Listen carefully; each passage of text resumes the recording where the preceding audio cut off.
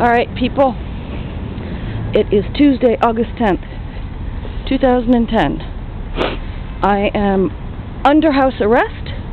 I am on medical leave in France. You know, I'm disabled. And that means that I'm only allowed out between 10 o'clock in the morning and noon.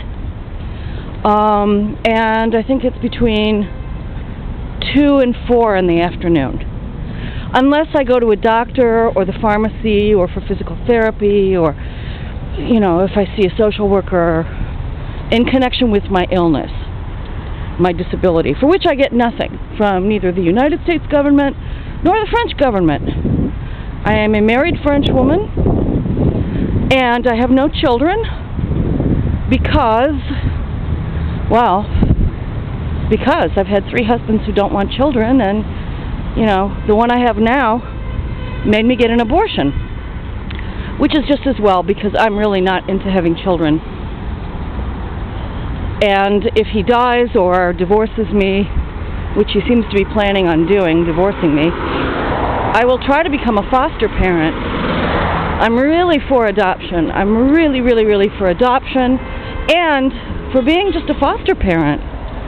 You know, you're not allowed to keep them, you're not allowed to bond with them, but you give them love and security, and kids usually do okay. I know people here in France who spent time in foster homes, and they said it was just great. You know, there are the horror stories, but all this is going to be blown up. It's going to be torn down in a few months, next year, you know, pretty soon.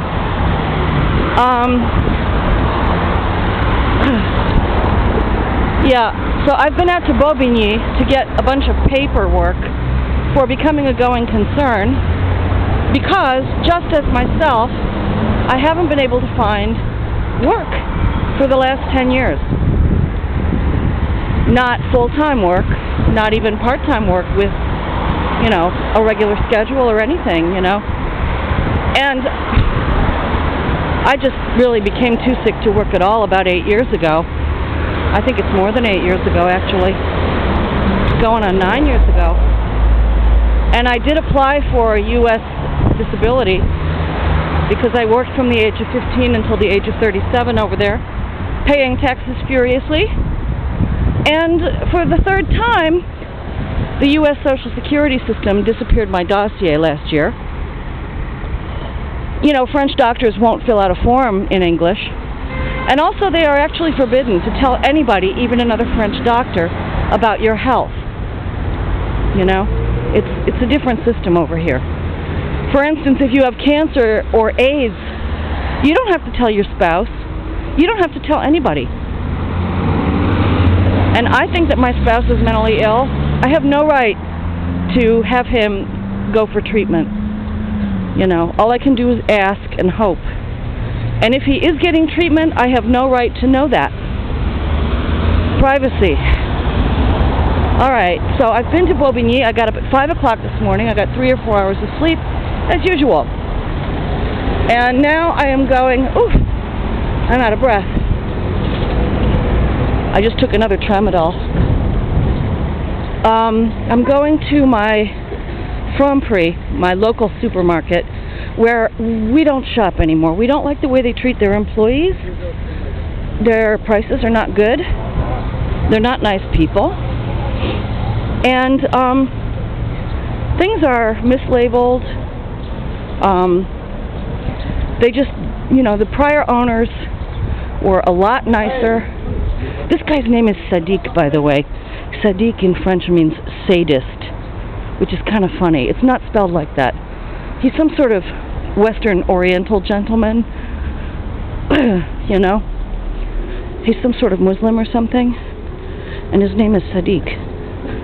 So, I am going to go in here to the Franprix now, on my way home to cook lunch from scratch for my spouse, because if you cook from scratch, you eat better, and you spend a lot less money. And I'm going to buy a couple of big bags of rice. Broken rice. It's very cheap, $6.99 a year, 5-kilo bag, and regular rice. So here I go.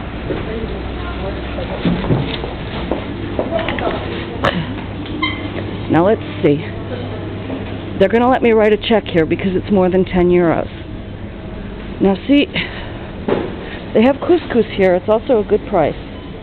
But my spouse does not like couscous. Now see, I can get the broken rice for $6.95, and I can get this Thai rice for $8.99, and I can get some long, what they call perfume jasmine rice for $9.99. And I think I'm going to take one of these and one of these, because we've only got about half of one left, and the cereal crops are collapsing this year in Russia. They're all burning up, and next will be the fruit crops due to hail, or so the web bots say. Okay, that's all for now. Stock up, people.